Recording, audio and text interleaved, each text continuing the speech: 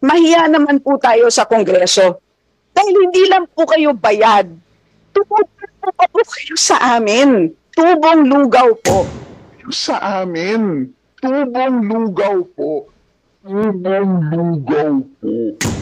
Sa laki ng kita ninyo, pwede ba natin isuspend temporarily ang pagkolekta ng PhilHealth contributions? Yan ang naging pahayag ni Congresswoman Estela Luz Kimbo ng Marikina regarding dyan sa operasyon ng PhilHealth na sadyang napakatagal na pinag-uusapan kung ating tutuntunin. So, ano ba yung pinupunto na dyan ni Congresswoman Kimbo ukol nga dito sa kinikita ng PhilHealth? Malaki pala kinikita eh. Bakit humihingi pa ng budget? Diba? Kung sufficiente naman pala siya sa kanya kinikita. Total iba-iba ang ating mga, tawag natin dito, premiums, pero iisa yung tinatawag na level ng ating kapakipakinabang, no? Nung ating makukuha sa mga ospital, pag nagkasakit tayo, di ba? Parang may mali, sadya. Matagal na pinagtatalo na yan, panahon pa ni FPRRD. So, pakinggan nga natin itong paliwanag na to ng PhilHealth naman regarding dyan sa sinasabi na kinikita nila. Right? Okay? Ang nakolekta ninyo is 139.4 billion from direct contributors, meaning private and government workers. And gumastos po kayo ng 71.268 billion. In other words, kumita kayo ng about 68 billion from this group. Okay?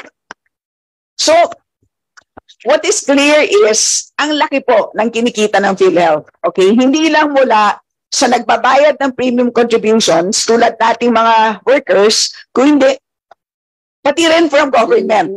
Okay, now, investment income naman po. Kanina ang sabi ninyo, 407 billion ang investable funds. Tama po? 466 po. Okay, 466. Kasama na po ba dyan ang reserve funds? Madam Chair, kasama po yung reserve fund dyan sa investable fund natin. Hindi po. You check, please check your financial statements. Itong 466 is over and above your reserve funds of about 284. Madam Chair, ganitong setup, Madam Chair, our investment ay nasa asset part and our reserve fund ay nasa membership equity part. So more, Madam Chair, itong pera ng investment na ito ay nagagaling sa reserve fund po natin. So babalansi po yung assets versus liability and equity po natin, Madam Chair. So meaning our investable fund or investment, nakatapat po niya yung ating reserve fund, Madam Chair. Mostly of that ay reserve fund po natin. So, sure kayo, nakasama sa 466 yung reserve funds ninyo? Yes, Madam Chair. Kasama po siya, Madam Chair. Okay, magkano ang investment income ninyo dito sa 466? Madam Chair, sa 466 as of July, nasa 10.7 billion, Madam Chair. 10 point something billion. For 2022? For 2023, Madam Chair. For the full year 2022. Okay. For 2022, Madam Chair, our investment figure, investment income, Madam Chair, ay 2022, 12.2 billion pesos, Madam Chair. Okay. So just to summarize, about 68 billion from your direct contributors, about 22 from government, and about 12.2 billion from investments. So more or less, this is about 100 billion. So meron pa sigurong other income dito na hindi pa natin na-account for, but more or less, ito na ang paliwanag kung bakit malaki ang kinikita ng PhilHealth. Tama po?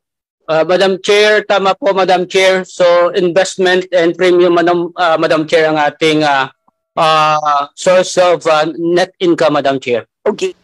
So ayun ang sinasabi, di ba? Investment. So yung ating mga premiums, ini-invest kasi nila yan. So napapalago nila. The funny thing dito sa sitwasyon na to is, ano nagiging pakinabang natin sa PhilHealth regarding sa pagbabayad ng premium? This is like how do you call this, yung tinatawag natin na insurance, right? It is a health insurance, no? Ang dami mga health insurance na, kumbaga sa ano, is tinatawag nating investment. Are we investing with PhilHealth at the same time? May makukuha ba tayong dividendo? Yun ang napakalaking tanong dito eh. Dahil unang-una, magkakaiba yung pattern ng ating premium, pero yung makukuha natin na serbisyo ay iisa. So, walang mataas, walang mababa. Katulad nito, ibibigay na example na to regarding doon sa isang nurse sa kanyang sweldo of 40,000 monthly, kung magkakaroon siya ng 5%, so that will be 2,000 pesos, no, ang kanyang premium. Yung iba is 100 pesos lang or 200 pesos, depende kasi yan sa salary grade mo. Ang tanong, kailan o bakit hanggang ngayon sa tagal ng panahon from 1995 hindi pa rin na ilalatag yan doon sa proper na sitwasyon para sa masasabi na kung malaki hulog mo is mas maganda yung serbisyo matatanggap mo. Kung maliit, sabi nga, di ba, kung naka-VIP room ka sa ospital, tapos ikaw naman nandoon ka lang sa pinakamababang hulog, so nandoon ka sa ward. Pero hindi ganoon ang nagiging sistema ng PhilHealth. So, anong katuturan nito? Tas invest at kumikita sila ng ganong kalaki, and at the same time, wala lang. Sila lang ay yumayaman, kaya pala may issue before dyan, kaya antivirus, no? Ayan, di ba? Magkano nga ba yun? Nawawala na yun, as we recall, right? So, sa ganang sitwasyon, pakinggan naman natin ito, example na to para maintindihan natin ang dire-diretso. Okay? Alam niyo po kanina, tama po ba, Secretary Ted, na yung salary grade 16, yung entry level ng nurse, ay kumikita ng more or less 40,000 pesos? Okay. Magkano ang PhilHealth premium ng nurse na yan? 5%, hindi po ba? So, ibig sabihin nun, 2,000 pesos kada buwan ang hinuhulog para sa PhilHealth. Sa buong taon, 24,000 ang binabayad nitong nurse na to. Alam niyo po ba, kung yung 24,000 na yan ay pinangbayad sa Medicard, alam niyo po ba kung gaano kabongga ang medical insurance plan ang makukuha ng nurse na yan? Para lang, just for your information, example lang po ito.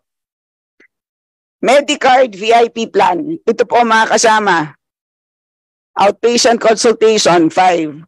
Outpatient labs, diagnostics, 80% up to 5,000 pesos. Inpatient approved hospital bills, 80% up to 30,000 pesos. PFs, 70%, I guess it's 70% coverage. May kasama pong executive check-up, may kasamang dental coverage, may kasamang free consultations, may kasama pong dreaded disease limit of 200,000 pesos. May kasamang additional limit for accidents, 50,000 pesos. May kasama pa pong free diamond peel at yoga classes. So yan po ang makukuha ng nurse na yan kapag binayad na lang po niya yung 24,000 pesos niya sa Medicard. Sa ngayon po, malamang hindi niya po ito nakukuha mula sa PhilHealth. At sa laki po ng kinikita ng PhilHealth, pwede ba natin pag-isipan? Pwede ba munang isuspend ang pagkolekta ng PhilHealth premiums mula sa aming mga workers?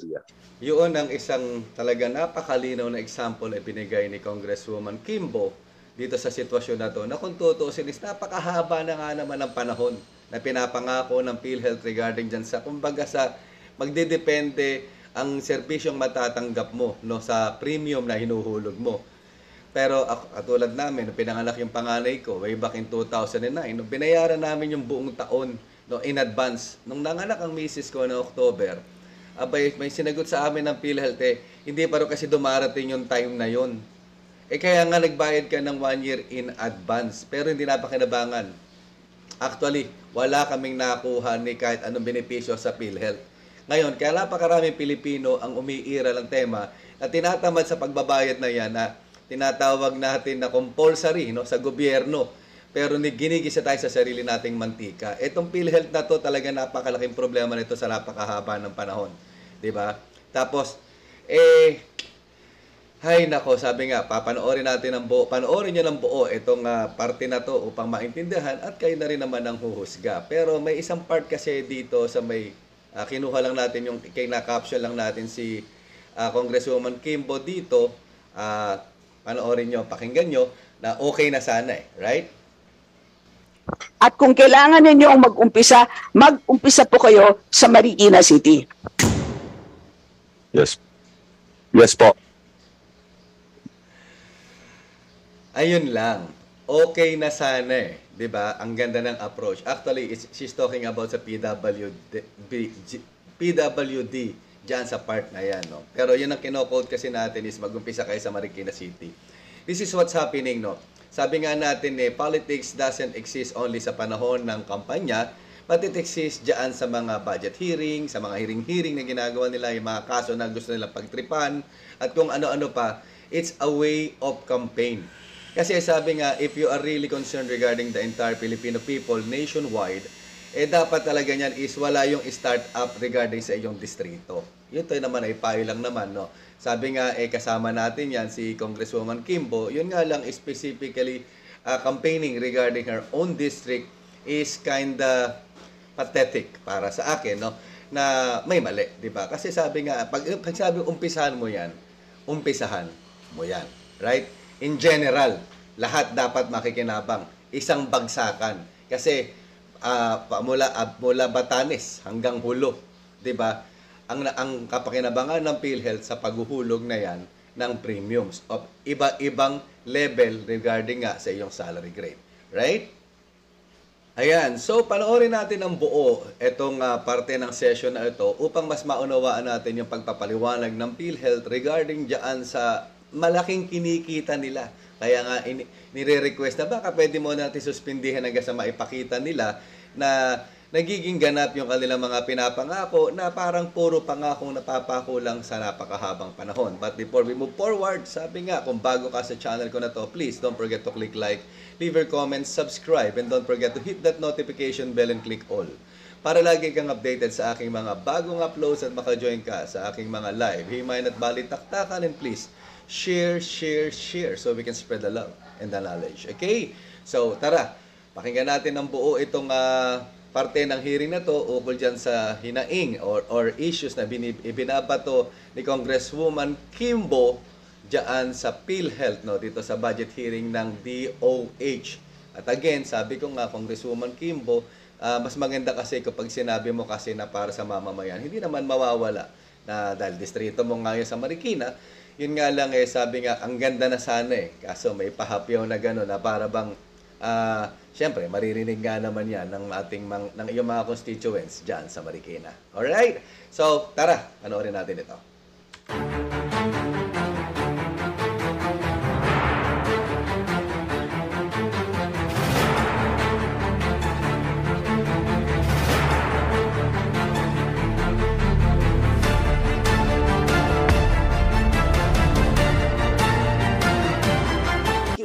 So earlier, we established that, this is for PhilHealth, we established that for the 80 billion peso subsidy that PhilHealth received in 2022, PhilHealth spent 58 billion more or less, and therefore you made a profit, quote unquote, of about 22 billion out of the 80 billion subsidy. Okay? So now, question. You also received a 20 billion subsidy in 2022 for benefit expansion. Magkano naman po ang ginastos nyo for benefits? Benefit expansion 2020. 20, magkano ang ginastos benefit expansion? Wala tayo, di ba? Madam Chair, the benefit improvement, Madam Chair, nag-umpisa lang siya in the year 2023. So wala pa ho sa 2022. Okay, now, for your direct contributors. So, what I'm trying to do here is we're trying to break down your 100+ billion peso income, right? So, yung 22 billion nanggaling doon sa government subsidy for sponsored programs, including indigent families, senior citizens, and other sponsored groups. Now, for your direct contributors, ibig sabihin yung mga katulad namin na kinakaltasan ng premium contributions. Magkano po ang total collections ninyo from direct contributors?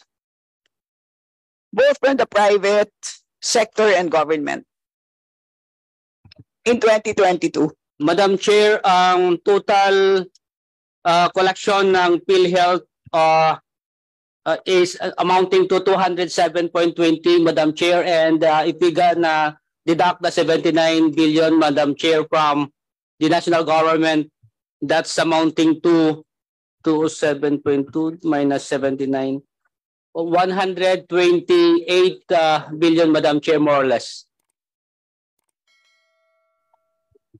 Okay, at magkano naman po ang benefit spending natin for this group? The benefit spending for this group, meaning yun pong nagbabayad ng premium contributions. Madam Chair, for out of our benefit expense in the year 2022 of 143.6, 87 billion, Madam Chair, is from the direct contributors, Madam Chair. Meron po ako isang document dito, ang naka-indicate it's about 71 billion. Kakasubmit lang po sa akin ng grupo ninyo.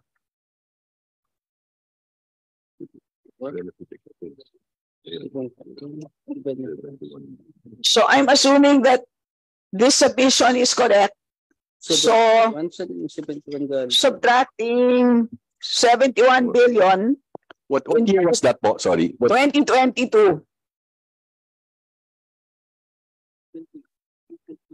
Sige, gamitin natin yung number mo. Ano yung sinabi mo number?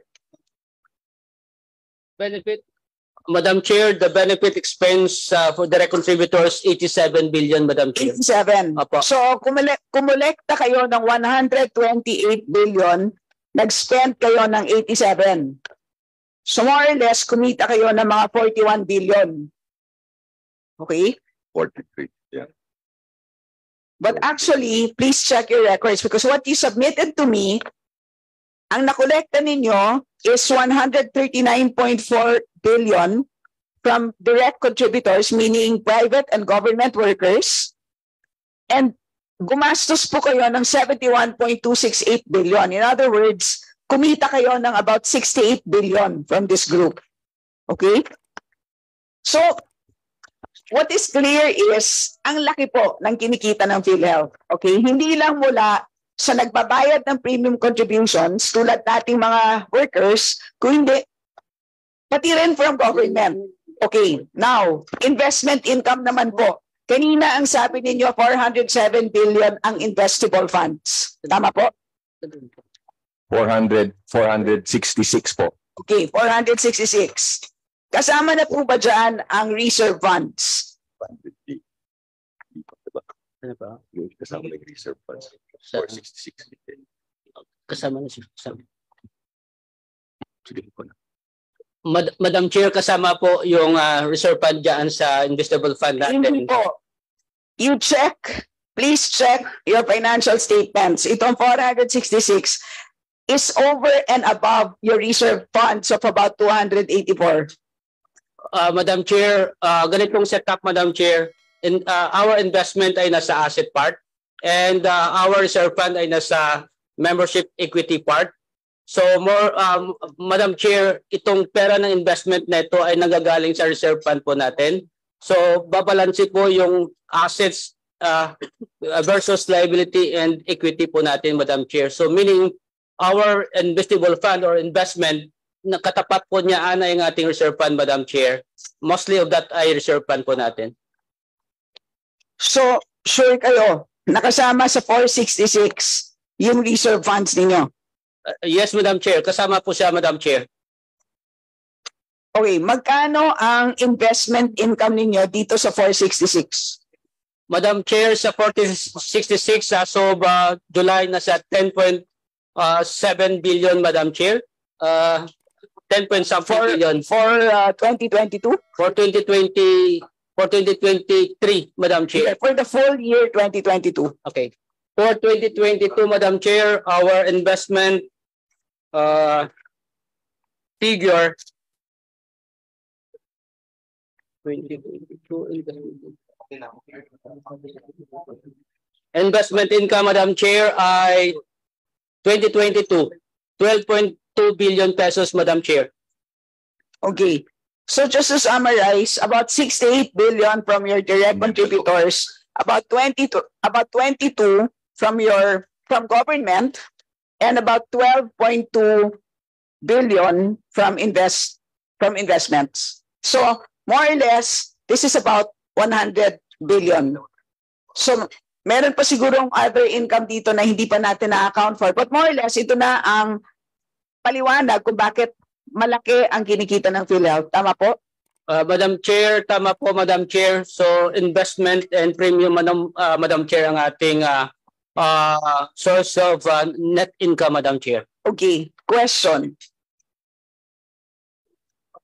Hindi ba natin pwedeng temporarily, dahil sa sobrang laki po ng kita ng PhilHealth, i-suspend muna natin ang pagkolekta ng premiums mula sa mga workers katulad natin? Yeah. Until you show proof that you can effectively spend your money? Alam niyo po kanina, tama po ba, Secretary Ted, na yung salary grade 16, yung entry level ng nurse, ay kumikita ng more or less 40,000 pesos? Okay. Magkano ang PhilHealth premium ng nurse na yan? 5%, hindi po ba? So, ibig sabihin nun, 2,000 pesos kada buwan ang hinuhulog para sa PhilHealth. Sa buong taon, 24,000 ang binabayad nitong nurse na to. Alam niyo po ba, kung yung 24,000 na yan ay pinangbayad sa Medicard, alam niyo po ba kung gaano kabongga ang medical insurance plan ang makukuha ng nurse na yan? Para lang, just for your information, example lang po ito. Medicard VIP plan. Ito po mga kasama. Outpatient consultation, 5. Outpatient labs, diagnostics, 80% up to 5,000 pesos. Inpatient approved hospital bills, 80% up to 30,000 pesos. PFs, 70%, I guess it's 70% coverage. May kasama pong executive check-up. May kasamang dental coverage. May kasamang free consultations. May kasama pong dreaded disease limit of 200,000 pesos. May kasamang additional limit for accidents, 50,000 pesos. May kasama pa pong free diamond peel at yoga classes. So yan po ang makukuha ng nurse na yan kapag binayad na lang po niya yung 24,000 pesos niya sa Medicard. Sa ngayon po, malamang hindi niya po ito nakukuha mula sa PhilHealth. At sa laki po ng kinikita ng PhilHealth, pwede ba natin pag-isipan? Pwede ba munang isuspend ang pagkolekta ng PhilHealth premiums mula sa aming mga workers? Again, until such time that you show proof that you can effectively spend your funds. Madam Chair, can we reply? Please do. Yeah. Based on that, Madam Chair, and if I may allow my Ma'am Neri to continue, no, our actuary. Our current reserve fund, Ma'am, is at 336. That is not the question. Ang simple yung tanong, sa laki ng kita ninyo, pwede ba natin isuspend temporarily ang pagkolekta ng PhilHealth contributions? Kasi, Ma'am, I was leading to that with all due respect, Ma'am. So, President Ledesma, please answer the question directly. Thank you. yes, when I was going to answer it, Ma'am, like this, no? When the reserve fund, which is currently at 336, reaches 470, that's based on the computation of actuary, then we can either decrease the contribution or increase the benefit packages. That's based on You've been promising better benefit packages since you created PhilHealth in 1995 at hanggang ngayon wala pa rin po. So, pag-isipan nyo na mabuti, please submit a written answer to that very important question. Pwede pa o hindi? And let me just ask one more question bago po ako magpa-lista para sa second round. Pwede po, Ma'am. Kasi ito alternatively, habang ayaw nyo pa mag-suspend or mag-reduce man lang ng PhilHealth rates, ang laki-laki ng kinikita ninyo. Dito po sa listahan ng covered ninyo ng sponsored, unemployed PWDs ang nakasulat. Ayon sa batas, sino ba dapat ang kasama dito sa PWDs? Hindi po ba lahat ng PWDs ay dapat automatically covered? Covered po. Yes po. Unemployed PWDs lamang ang sinasubsidize nyo. So ito ang aking hinihingi sa PhilHealth. Let's stay faithful to the law. Binibigyan namin kayo ng sapat na budget. Implement the law faithfully to the letter. Cover all PWDs. At kung kailangan ninyong mag-umpisa po kayo sa Marikina City. Yes. Yes po. We shall comply po and start po with Marikina City po. Number two, senior citizens, nakasulat dito kasama. Tatanungin ko po lahat dito ng mga congressman, meron ba kayong nakasagupang senior citizen na hindi pa covered ng PhilHealth? Marami, di ba? Matik silang covered pero marami sa kanila wala pang ID. At kapag wala pa silang ID, baliwala yung sinasabing automatic coverage. Sa hihilingin ko, on behalf of everyone here, for every single senior citizen in this country, bayad na po sila. Covered po ang lahat. Bayad, fully paid po ang Congress sa bawat senior citizen. They deserve to receive an ID. And again, we would like to hear a strong commitment from PhilHealth. Bigyan niyo po ng ID ang bawat senior citizen sa buong Pilipinas at mag-uumpisa po kayo sa Marikina City. Yes, ma'am. We can assure with an extremely strong commitment that each senior citizen will be provided an ID as soon as possible. Number 3, SK, may batas din po. 2.5 billion lang ang kailangan. Kailangan na rin isama. Lahat na pinapagsa ng Congress, nagiging batas at matik Yes, dapat yeah. silang covered. Yes. Ipagsupport naman po natin. Mahiya naman po tayo sa Kongreso. Dahil hindi lang po kayo bayad. Tumutulong po pa po kayo sa amin. Tubong lugaw po. Yes po, covered po yung SK, yung Sangguniang Capital po. Hindi po kasama pa sa ngayon. Lagi niyo pong hinihingi sa DBM, lagi pong dinedecline, pero sa totoo lang, ayon sa mga numero, kayang-kaya niyo pong isakop sa mga sponsored programs ninyo. So, Press Mandy. So, some po, yeah, they are covered by the benefits po. So, pwede sila po mag-avail. Ang sinasabi po natin, ipatupad ang batas ng automatic coverage. Kasi ganun, di ba? Kasama sila sa automatic coverage. Tama po, may batas eh. Yes po. Yes po. Doon, pupunta kayo dito at ipa-repeal ninyo yung batas. Absent that, there is an existing law. It is your duty to implement it. We have given you enough funds. Kitang-kita po natin. Ang dami pong sukle. Yes po. Kayang-kaya pong i-cover lahat po ng sinasabi nating automatic members. Yes po. We hear you po. We will comply po. Salamat po and magpapalista na lang po ako sa round 2. Yes po. Thank you rin po.